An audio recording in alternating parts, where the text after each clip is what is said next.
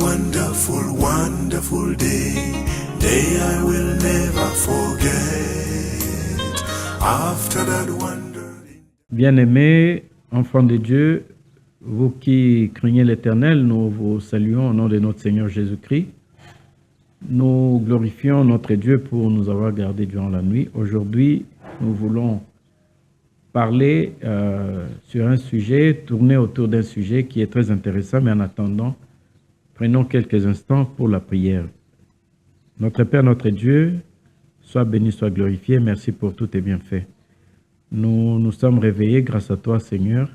Nous avons besoin que tu nous enseignes et que à la fin, tu puisses nous bénir.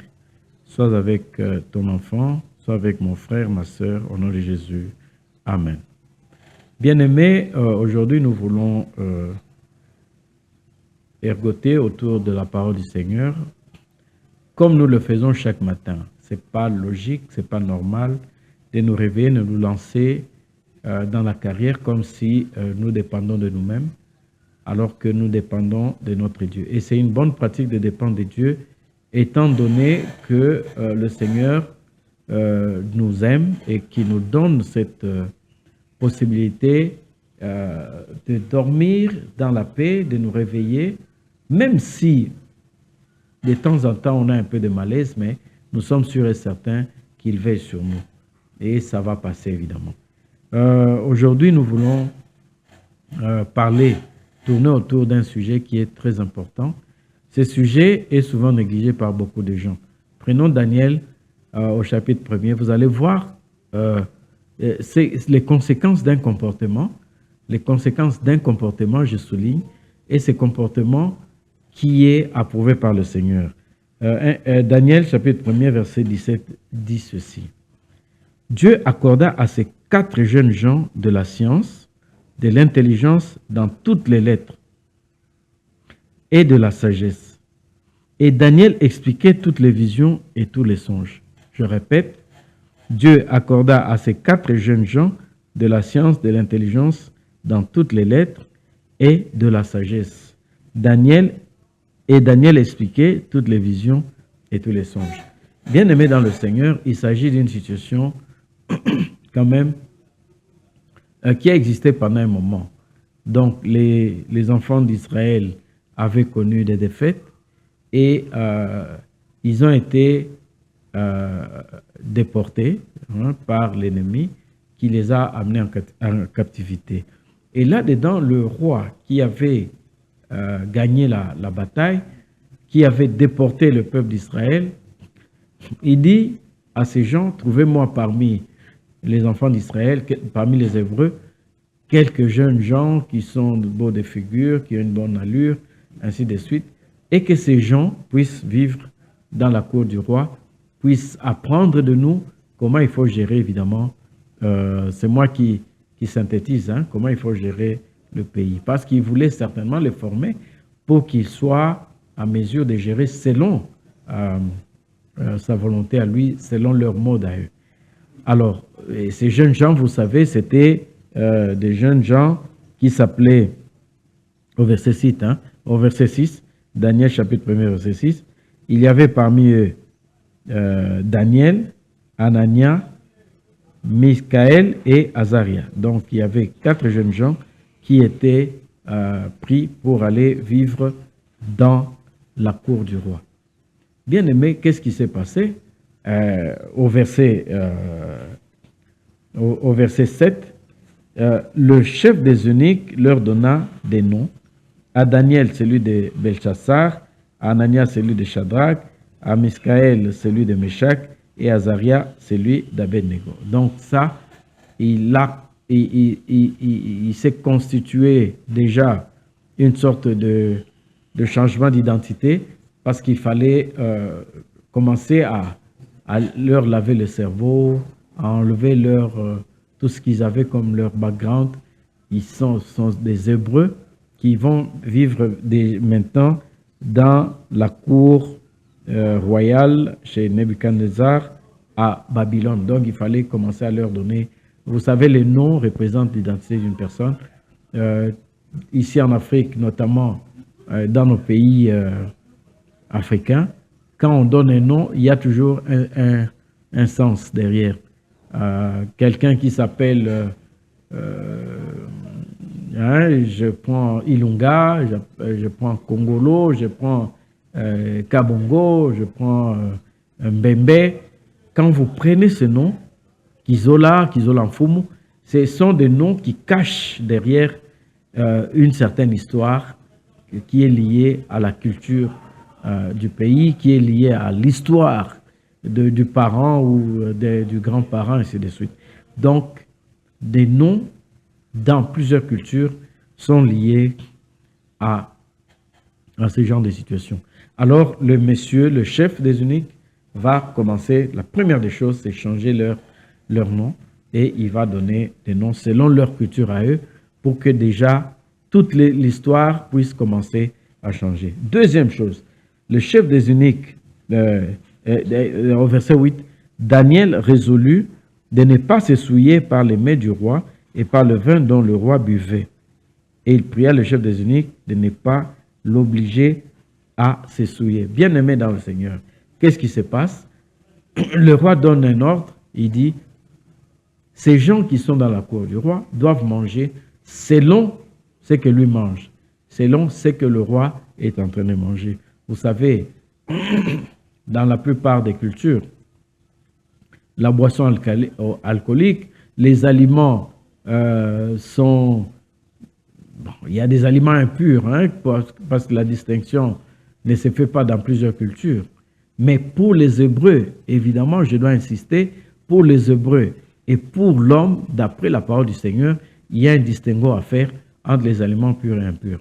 Donc, quand vous vous retrouvez dans un environnement multiculturel où les gens peuvent manger de tout, évidemment, vous risquez de manger des aliments impurs si, dans votre culture, en tout cas dans la culture biblique, telle que nous les connaissons, parce que beaucoup des choses, nous héritons de la culture des Hébreux, évidemment, vous allez manger des aliments impurs. Un jour, je me suis retrouvé dans l'avion, et évidemment, on vous pose la question, fish ou chicken, c'est-à-dire poisson ou bien poulet. Et bon, évidemment, si vous prenez poisson, vous ne savez pas sur quel poisson vous allez tomber, parce qu'il y a des poissons impurs. Lisez Lévitique chapitre 11, vous allez voir. Et bon, évidemment, je mange du chicken, mais même là, je me pose des questions. Alors, maintenant, dans le cas de Daniel, pour éviter tous les questionnements, pour éviter tous les problèmes liés autour de ces aliments purs et impurs, Daniel résolut de ne pas se souiller par les mets du roi et par le vin dont le roi buvait. Alors Daniel va négocier. Il pria au chef des eunuques de ne pas l'obliger à se souiller. Et Dieu fit trouver à Daniel faveur et grâce devant le chef des eunuques. Donc, évidemment, le monsieur accepte parce que Dieu l'avait fait trouver grâce. Mais qu'est-ce qui se passe? Le monsieur, je vous épargne de la lecture, le monsieur émet quand même quelques réserves. Il dit non, si le roi l'apprend, ce ne sera pas une bonne chose. Moi, on m'a dit de vous donner de la nourriture qui est donnée au roi. Donc, vous devez boire, vous devez manger ce que le roi mange. Daniel insiste. Daniel insiste parce qu'il ne voulait pas se souiller. Bien-aimé dans le Seigneur, ça devrait être notre habitude. Je connais des enfants de Dieu qui se retrouvent dans les fêtes et qui mangent n'importe comment parce qu'ils disent nous sommes invités, donc il n'y a pas à faire de distinguo entre les aliments propres et les aliments impurs, ainsi de suite. Donc les enfants de Dieu boivent comme tout le monde, ils mangent comme tout le monde, ils trouvent du cochon, ils tombent dessus, ils trouvent des chenilles, ils tombent dessus, ils trouvent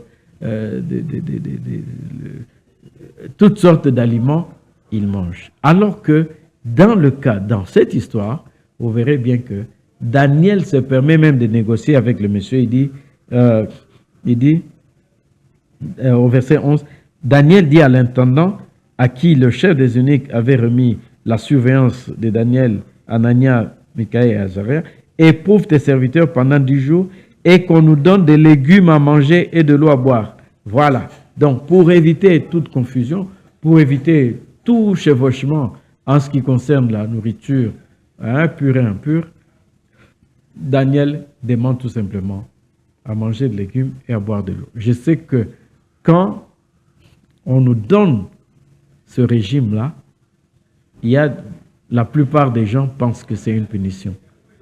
Les gens trouvent qu'il aurait été mieux de manger de la viande, de se régaler et tout ça, mais voilà comment Daniel est en train de se comporter. Il se comporte différemment. Je sais aujourd'hui, beaucoup de gens diraient, tout est sanctifié par la parole, donc je mange de tout. Daniel a grandi dans une certaine culture, une culture des dieux, une culture de la hauteur, la culture selon Dieu. Parce que c'est Dieu qui avait dit, dès le départ, il donne de l'herbe et de tout ce qui est fruit comme nourriture. Donc, les enfants d'Israël, les Hébreux en général, Dieu leur avait dit qu'il fallait manger d'abord des légumes et tout ce qui est plante. Mais c'est vrai qu'après le déluge, Dieu avait autorisé qu'ils mangent quand même de la viande. Mais qu'est-ce qui se passe? Les gens sont allés commencer à manger des aliments impurs et Dieu a défendu. Mais Daniel a grandi dans cette culture. C'est une culture qui est vraiment favorable pour notre organisme.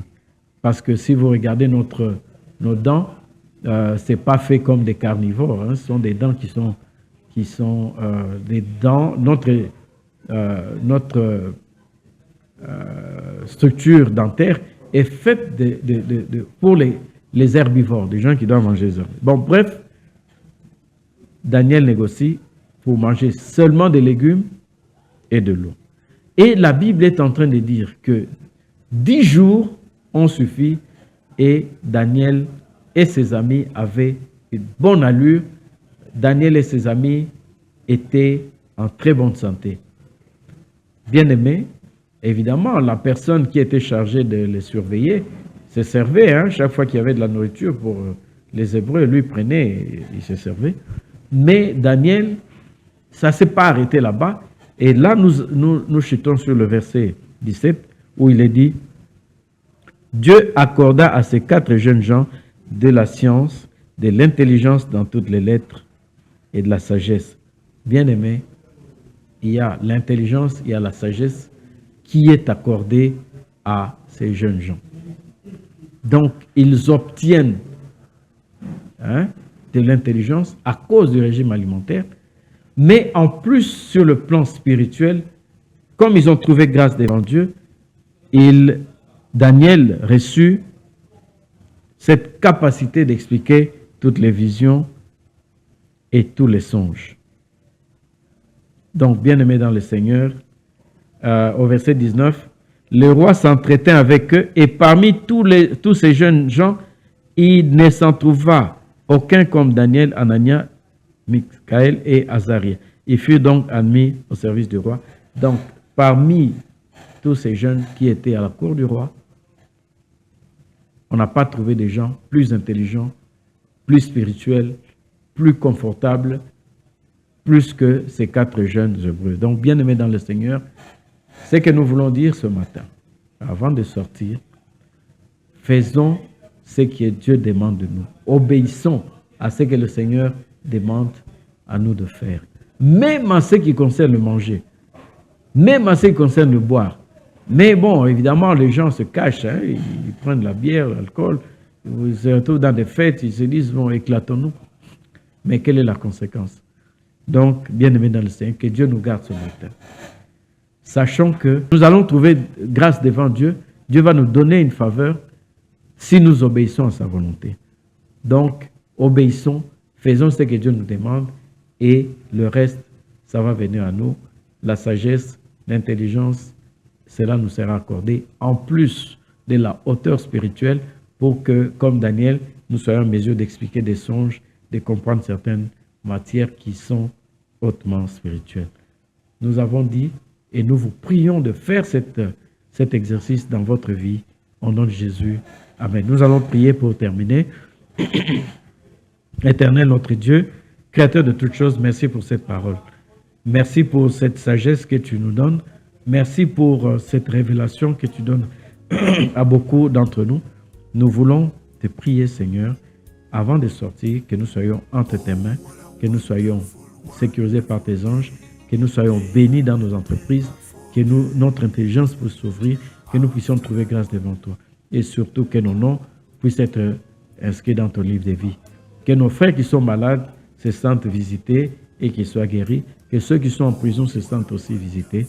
Et cela pour ta gloire. Merci pour tout. Demeure avec nous. Au nom de Jésus. Amen. Bien-aimés, allez dans la paix du Christ.